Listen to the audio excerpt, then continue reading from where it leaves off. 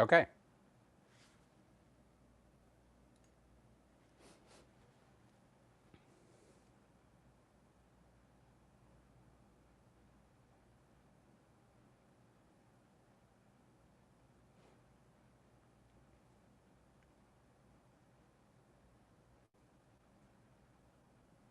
Okay, we should be live.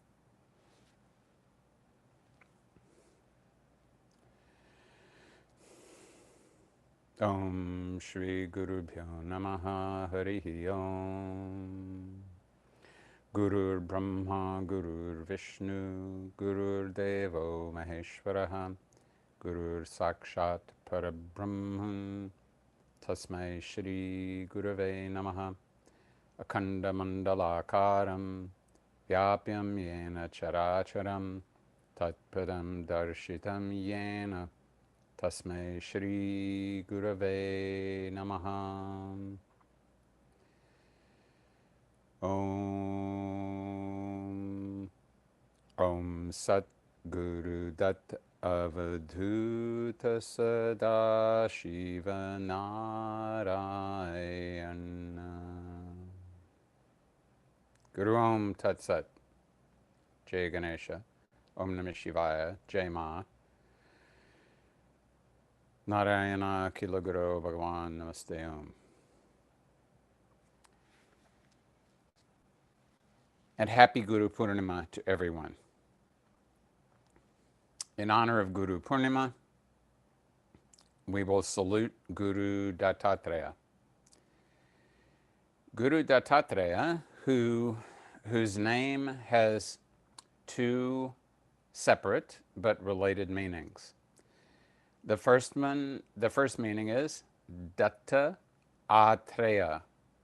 That is, he was donated to or given to the Rishi Atri. Atri, when it becomes a patronymic, when it changes into a name that reflects the name of one's father, becomes Atreya. The other meaning is Datta plus Treya. He is the one who has given up the three being the three Mahagunas, Sattva, Rajas, and Tamas. And so Dattatreya is very much both in the Vedic camp because of his father, the Rishi Atri, and the post-Vedic camp, that which emerged after the Veda, from the Veda. He is regarded in many parts of India as an incarnation of all three of the Trinity, Brahma, Vishnu, and Shiva. Brahma, Vishnu, and Shiva, who became the Trinity after the Vedic era. So the Vedic era, the Brahma, Vishnu, and Shiva, they were respected in a different way. They were different afterwards. They became much more prominent. So again, Datta is in both worlds. He's comfortable in both worlds. In some parts of India, he is regarded chiefly as an avatar of Vishnu. But as that bhajan that I just sang once, Om Sat Guru Datta Avaduta Sadashiva Narayana. He is an Avaduta. He's given everything up. He is Sadashiva. He is the eternal Shiva. And he is Narayana. So some people regard him as, yes, an avatar of all three, but even more an avatar of Shiva, which in a way is even more appropriate in one way, because Shiva was Dattatreya's disciple. Shiva himself became Dattatreya's disciple because it was Dattatreya who first developed the spiritual path called Agora. the path that involves spending time in cremation grounds, consuming intoxicants, involving oneself with extremely difficult situations, and becoming comfortable with those situations. And so Dattatreya is really difficult to pin down, and that's the way that he wants it. He doesn't want to be regarded as being sectarian in any way. People try to make him sectarian, but he is beyond the three gunas, so he has to be beyond all kind of sects and and ideas and opinions and so on. Several Upanishads are dedicated to him, including the Dattatreya Upanishad, the Darshana, the Avaduta, the Shandilya, the Jabala, the Narada Parivrajaka, the Bhikshuka, and the Yajnavalkya Upanishads. He is regarded as being the author of the Avaduta Gita. Avaduta Gita, the song of the free soul. Avaduta literally means shaken off. If you shake off some dust from your feet, you shake off dirt from your body, you shake off any kind of abnormal influences that are disturbing you, spirits or whatever. But also it indicates that you have shaken off the world. You have rejected it. You have neglected it. You have discarded it. You're not concerned with it. You may be moving in it, but you don't really care about it one way or the other. Dattatreya is regarded as being immortal. He leads a completely unpretentious life. He is kind to everyone. He's represented in different ways. In Maharashtra, where he is very much beloved and prominent, he is often shown with 3 heads and 6 hands. 1 head for Brahma, Vishnu, and Shiva, 3 heads, and 2 hands for each one of them, so therefore 6 hands. But other temples show him with just 1 head and 2 hands. Generally, he is shown with 1 cow, which represents Mother Earth, who nourishes all living beings, and with 4 dogs, who represent the 4 Vedas. And that's an indication of just how transgressive he is, because even though dogs appear in the Veda, they are generally regarded as being somewhat unclean. And certainly in the classical era, the dog is the vahana, the vehicle of Bhairava, the very intense and terrifying form of Shiva. So even though Dattatreya is often shown as being very mild and comfortable and calm, there is a side of him that is very much not sattvic. There is a rajasic side of him, a tamasic side of him, but he is beyond all of those. In those images in which you see him, he is often shown as being dressed just like a simple renunciate, a simple monk, a simple wandering mendicant. But because he is often referred to as Digambara, which means clad in the directions, that means that in one sense, whether literally or figuratively, he is naked. Clad in the directions means having no clothes, and which is appropriate, again, because he has let go of those 3 gunas. And the 3 gunas are one of the avaranas, one of the coverings that keep us from recognizing the supreme reality. His birthday is regarded as being the full moon of the lunar month of Margashirsha, which falls in November or December. It's called Datta Jayanti. This year it will be December the 18th. Dattatreya was born to Atri, who was a rishi. He was one of the 7 rishis. He is the rishi who is most mentioned in the Rig Veda. In fact, the 5th mandala, the 5th section of the Rig Veda, is called the Atri Mandala. And the 87 hymns that are in it are attributed either to Atri or to his descendants. His mother was named Anasuya.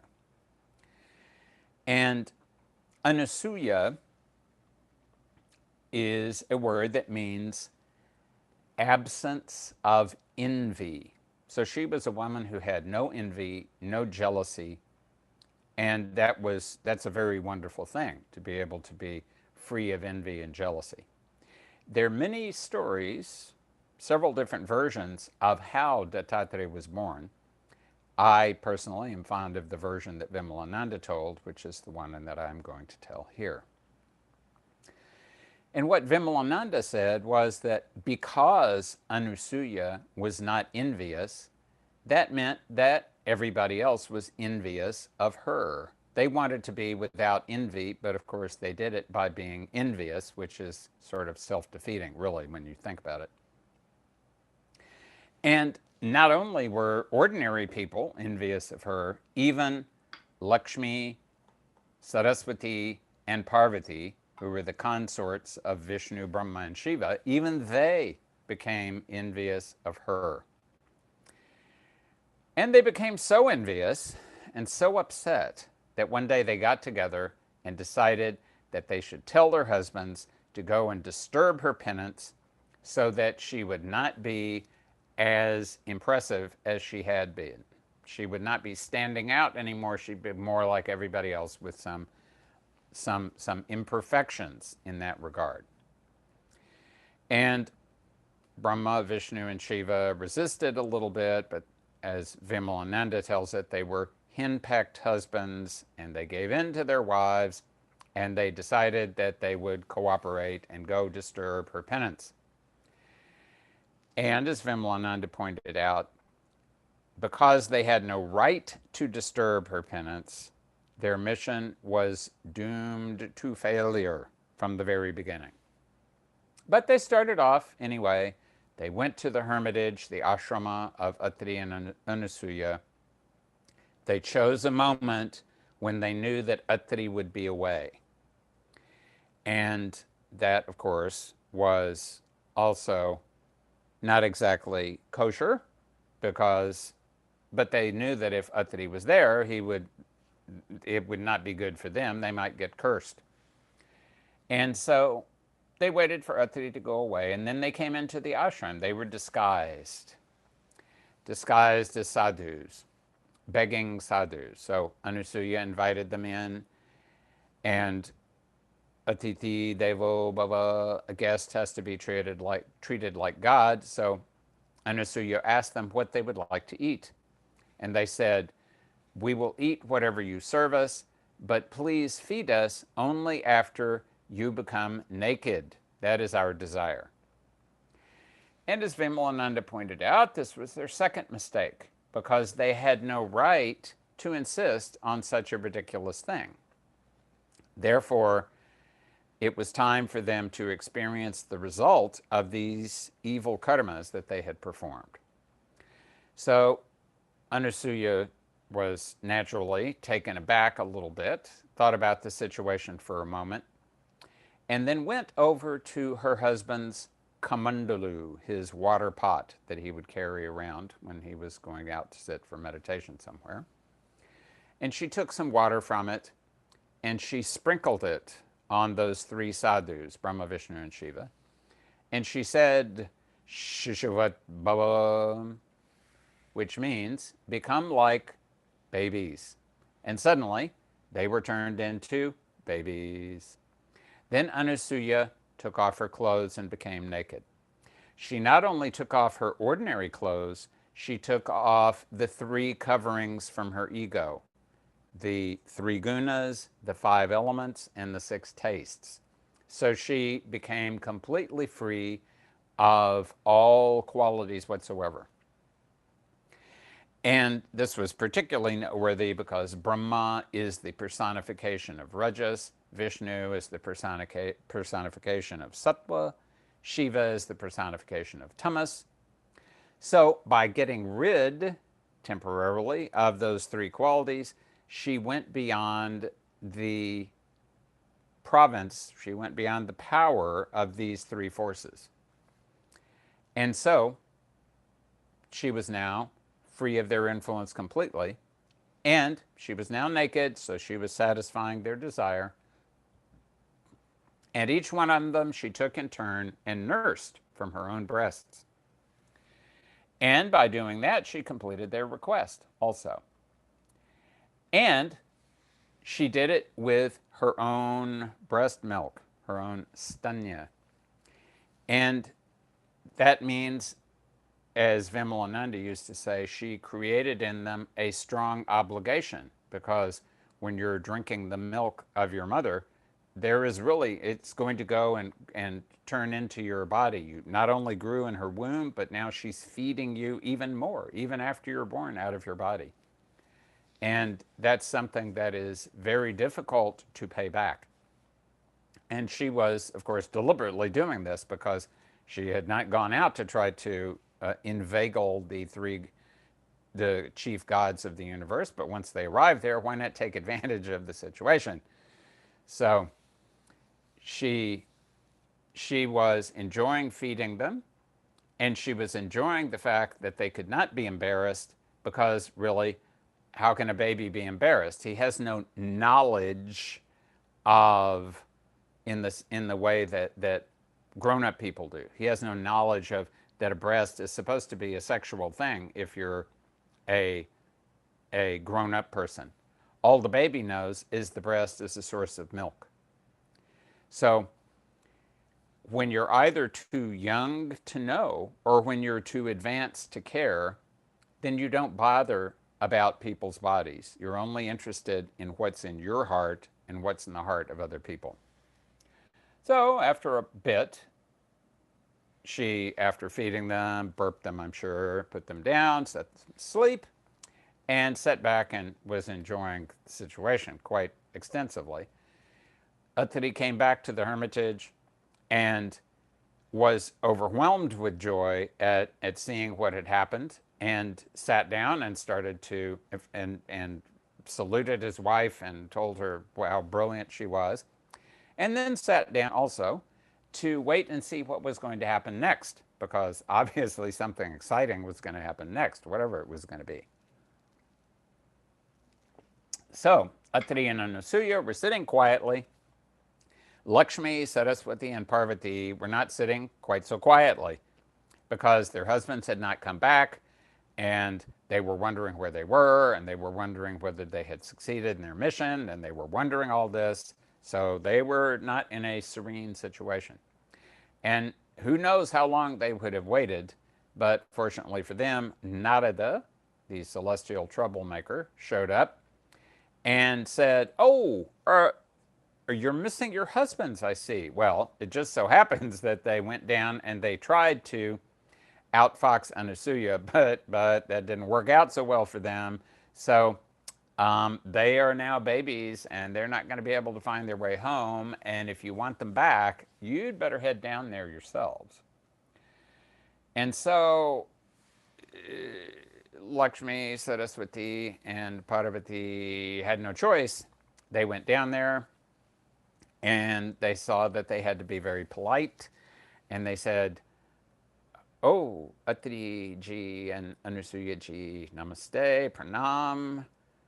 And we're looking for our husbands. Please give them back." And Anasuya said, "Go right ahead. They're sleeping over there. Select your husband and take him away with you." But of course, they could not identify their husbands, because each one of them had become separated from that quality that characterized them so carefully. Brahma was no longer associated with Rajas, Vishnu with Sattva, or Shiva with Tamas, and how could they be identified then? So that was a problem. Now, not only are they embarrassed, the three goddesses are feeling confused and, generally speaking, at a loss for what to do next. So Anasuya, because of the greatness of her own personality, decided to permit them to proceed ahead with their own lives. And she felt like she had enjoyed the situation long enough. And so she allowed the three gunas to return to her. And once she did, she was able again to identify which baby belonged to which guna. She delivered the appropriate baby to the appropriate wife. And then Anusuya restored them to their normal forms. And then they were kind of embarrassed also. And what are you going to do in a situation like this when you're feeling embarrassed and you've busily been drinking the breast milk of this woman who you were um, trying to pull the wool over the eyes of? You'd better bless them, but bless her with something. So each one of them blessed Anusuya that she would have a great and wonderful child. And Brahma blessed Anusuya that her child will be Soma, the moon. And Vishnu blessed her that her child would be Dattatreya. And Shiva blessed her to say that her child would be the Rishi Durvasas. But of course, really, Dattatreya received the qualities of all three gunas and the ability to go beyond all three gunas, not only because he had the three gunas in him because of these three deities, but also because his mother had already learned how to go beyond the three gunas, and she passed that on to him. So really, we have to think of him as being an incarnation of all three. And this is also why he's called Digambara, because he can take off the clothing of the world whenever he wants to. He can put it back on whenever it's convenient. And it matters not in the least to him because he has become really comfortable with being completely naked. Naked in the sense of having none of the three gunas. So what he wears or does not wear will depend only on how he is trying to present himself to whoever he presents himself to. After he was born and blessed by these three gods and carefully brought up by his parents, he went out on his own. And back at that time, normally, you would go and find a guru, someone who would teach you the Vedas, and then you would connect to reality, and then you would do your own things, and so on. But Dattatreya did not have one special particular guru, unless we consider reality to be his guru. Dattatreya had 24 gurus, and none of them knew that they were acting as his guru. The first guru for Dattatreya was the earth. He observed the earth. He saw that the earth was steadfast, productive, always following her dharma, being abused by everyone, but healing and continuing to nourish despite the abuse. And the lesson that he took from the earth was to remain undisturbed even if you were oppressed and injured by others. We call that forbearance. Guru number 2 was water. Water serves everyone without discrimination, purifies and gives life to everyone. As long as it flows, water can be helpful, clean, and health-giving. If it stops flowing, it stagnates. The lesson of water: don't discriminate against anyone, don't be arrogant, purify and cleanse all, and always keep moving. Guru number 3 was the fire that burns everything and produces heat and light, purifies and transforms everything it comes in contact with. The lesson: purify and transform everything you come in contact with. Give light and warmth to the world. Guru number 4, air. It moves ceaselessly. It touches everything and everyone, but it remains unchanged and unattached. The lesson: be free like the wind, provide freshness to all without attachment. Guru number 5, space. Space has no boundaries, no limits. It's unaffected by clouds and storms. It's big enough to contain the sun, moon, and stars, but it's unaffected even by them. The lesson, the Atman, the Supreme Self, the soul, has no limits, is undifferentiated, and remains completely unaffected by matter and materiality. Guru number 6, the moon. It waxes and wanes, but it is still the moon. Its oneness as the moon does not change. The lesson, pleasure and pain, loss and gain, birth and death, rebirth, cycle of existence, none of that changes the oneness of the soul, which is a continuous reality. Guru number 7, the sun. It draws up water and then releases it as rain. That rain falls on the just and the unjust alike. Also, after the rain is over, the sun is reflected in the puddles on the ground. It looks unique. It seems to be unique in each puddle, but it is the one sun alone, the same sun.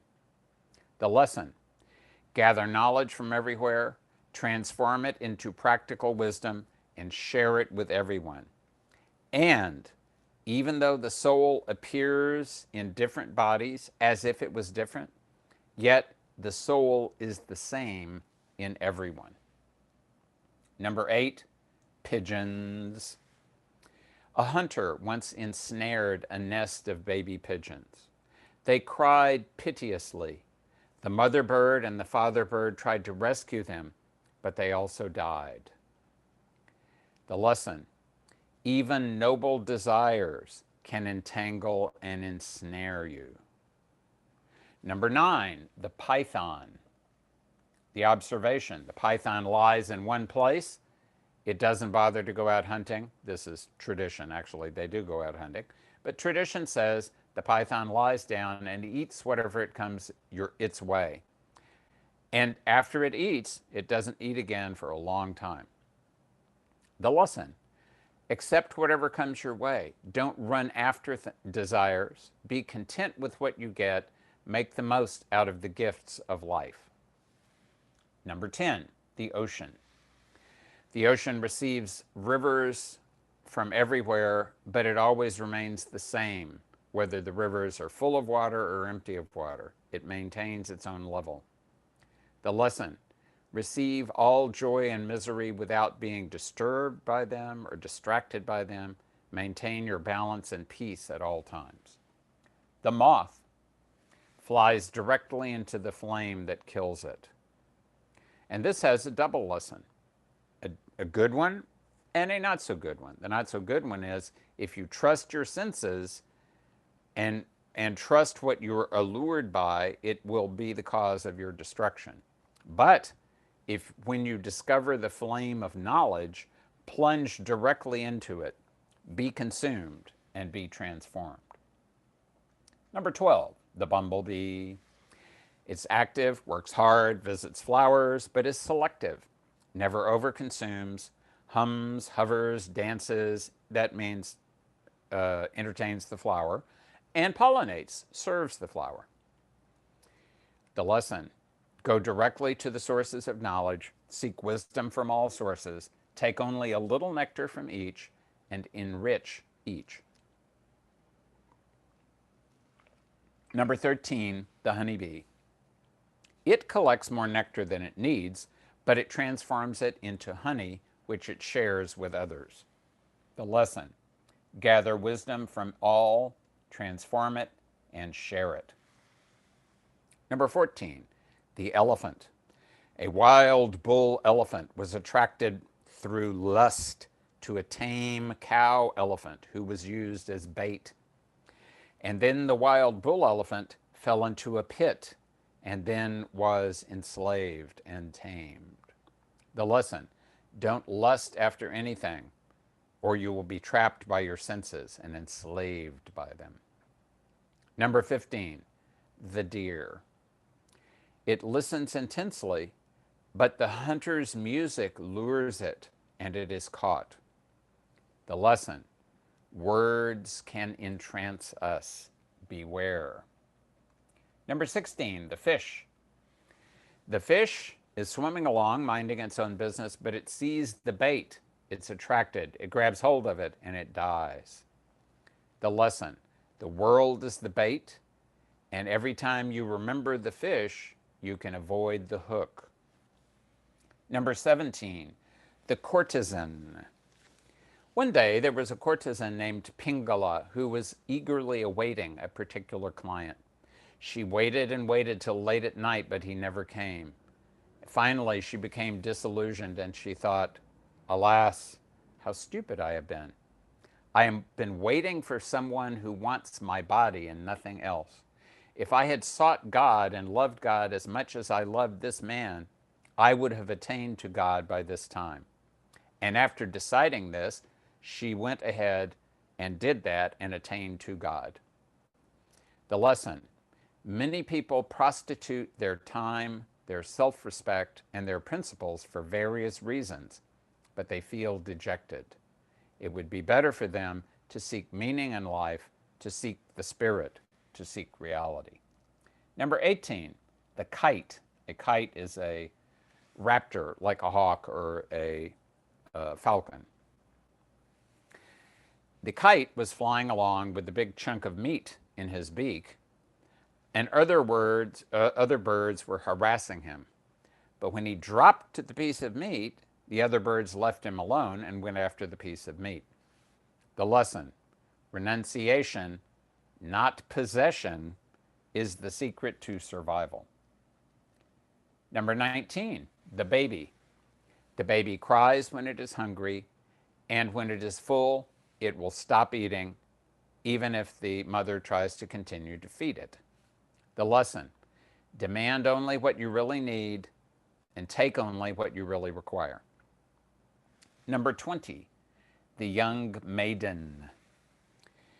She is a poor girl, but she is trying to always follow dharma properly and feed her family and guests properly. As she cooks, she tries to avoid attracting attention to herself, so she removes all of her bangles except one on each wrist, so they will not make noise. The lesson. Where there is a crowd, there is the noise of disagreement. In solitude, there is peace. Number 21, the snake. The snake makes no hole for itself. It rests in natural holes or the holes made by other creatures, and then it moves on. And the snake periodically sheds its skin and leaves the dead skin behind. The skin is also a kind of a house for a living being. The lesson. Adjust to your environment. Don't settle into a permanent abode. Find places to rest and then move on. Remove your old ideas, just like a snake molts its skin, and rebirth yourself. Number 22, an arrowsmith, a man who makes arrows. He was so lost in his work of making arrows that he completely failed to notice that the king and the entire army had walked by, making a lot of noise. The lesson. Become so involved in whatever task you are performing that your awareness becomes so subtle that you ignore everything in the outside world and pay attention only to the ultimate. Number 23, the spider. One day a spider spun a web, and then a larger spider arrived and started chasing the smaller spider. The smaller spider rushed to its own web to take refuge in it, but it was running so fast that it got entangled in the web, and the larger spider caught it and ate it. The lesson.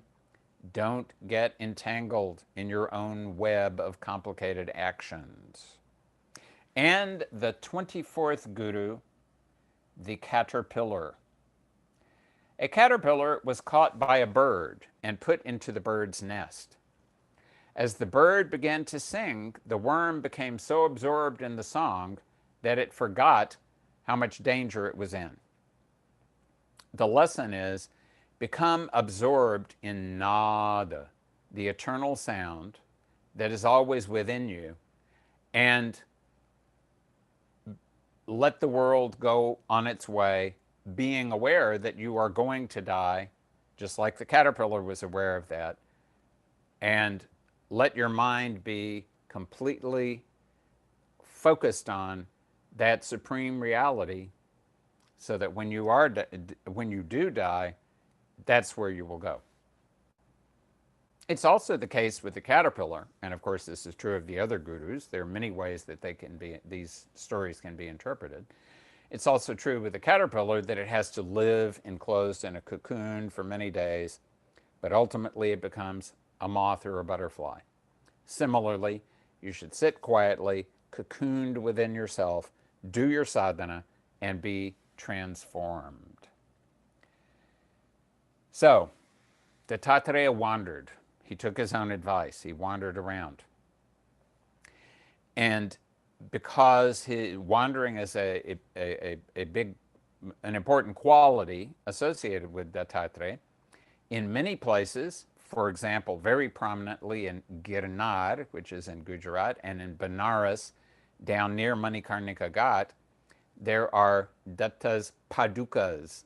Paduka means his sandals, not they're images of his sandals, not his original sandals.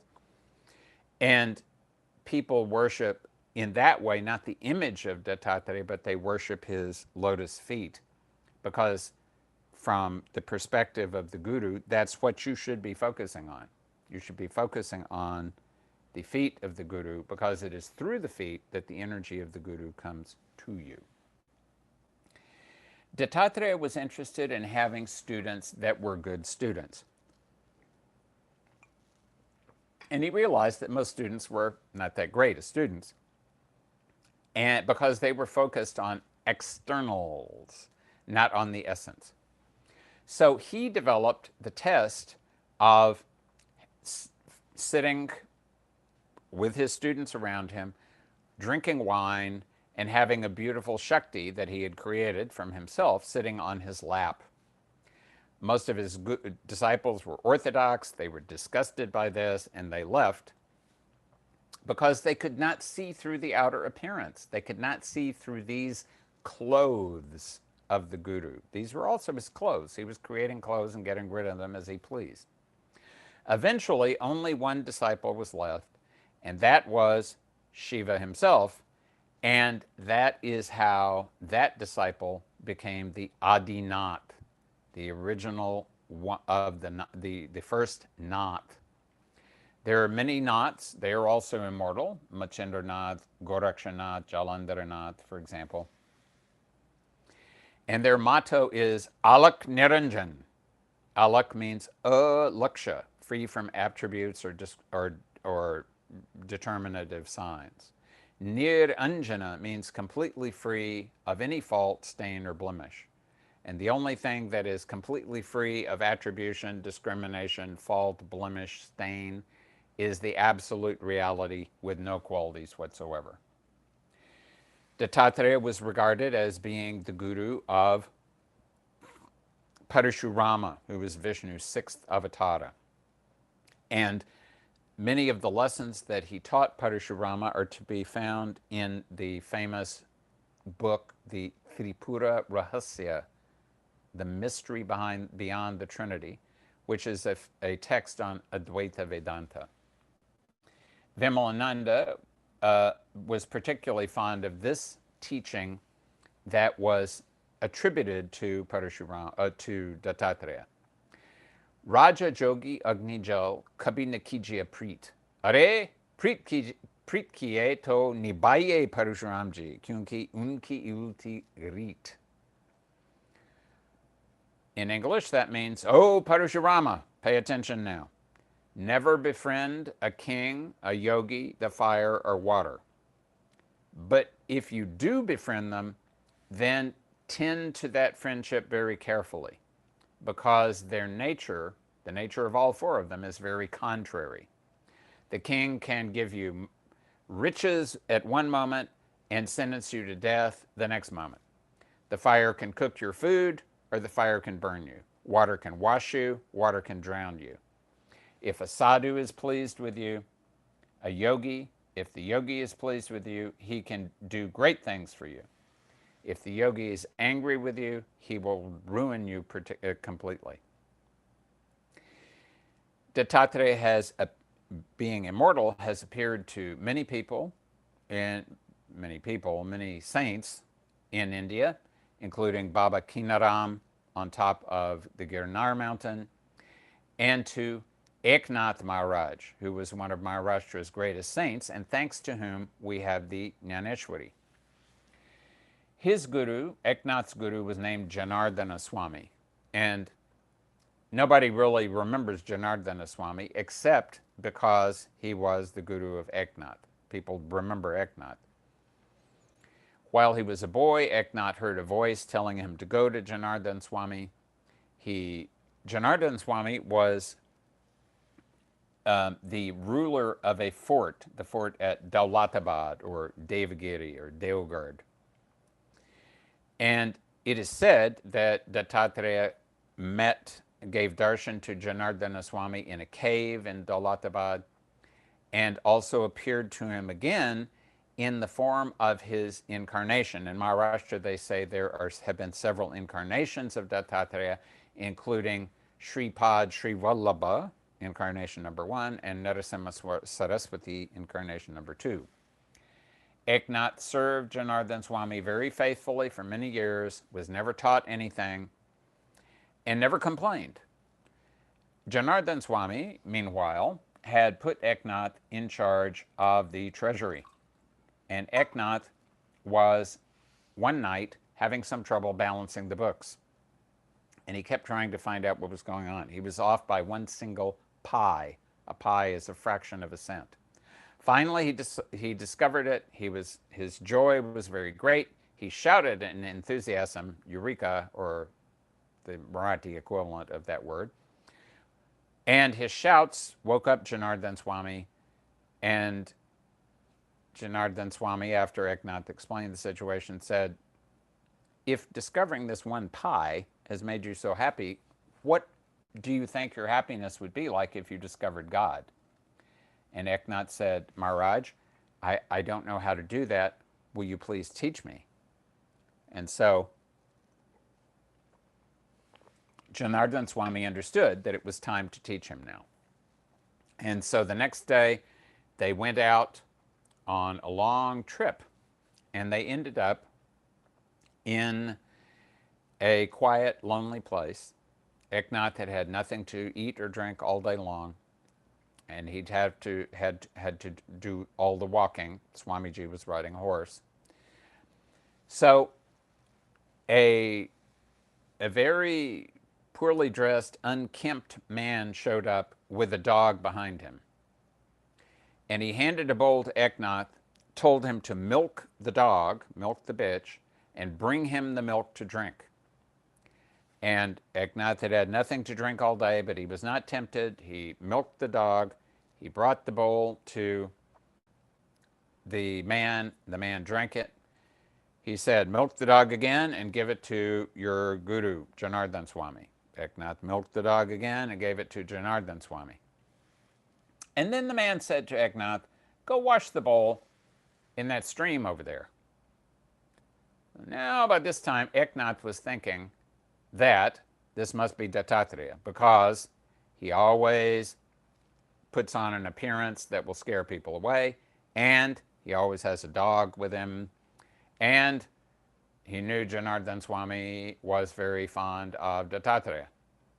So Eknath, when he was going to wash the bowl, put a little bit of water in the bowl, and there was a little milk remaining there, and he drank it, and that opened his eyes, and then he could see, yes, that is Dattatreya. And of course, Dattatreya was well aware that he could now see him, and therefore Dattatreya blessed him, and that was the beginning of Eknath Maharaj. All because Eknath was devoted to Janardana Swami. So Dattatreya is an important figure, particularly in Maharashtra. Even Sai Baba of Shirdi, the famous Sai Baba, is regarded as being an incarnation of Dattatreya. But Dattatreya is, on the one hand, respected in all of these different saints and these traditions and so on. But ultimately, Dattatreya is beyond all of those things. We must always remember that. He is the immortal guru who takes on the gunas and removes them as is appropriate in the context of the condition that he happens to be in. Thanks to his 24 gurus, he has come to a point where he is never disturbed by anything whatsoever in the world, no matter how disturbing it might seem to the rest of us. And so, on this excellent day of Guru Purnima, it is most appropriate that we should salute Guru Dattatreya and request his blessing on each one of us, that we may always move in the direction of becoming freed of all the obstructions, all the perversions of perception that afflict us, and that we may see the ultimate reality in its true and completely undifferentiated form. Om Sat Guru Datta Avaduta Sadashiva Narayana Guru Om Tat Sat.